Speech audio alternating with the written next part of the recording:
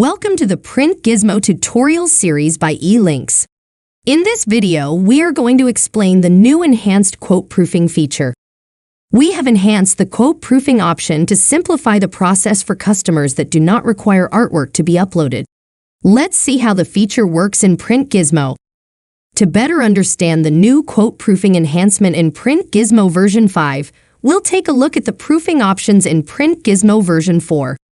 Starting off with creating a quote. While viewing the Enter Quote Price tab on the Update Quote screen, we see our available options of toggle switches. Now let's take a look at our quote in the View All Quotes list. Select the Approve Order quote from the drop-down list. The customer is required to select either Final Print Ready file or will upload artwork later, before being able to add the order to their cart. Now let's look at the proofing enhancement in version 5.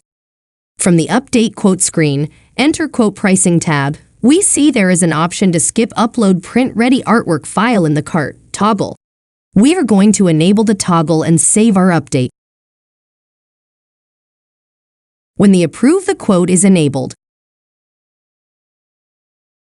the customer will only need to click Approve Quote, then Submit Order. They will not be asked to upload any artwork.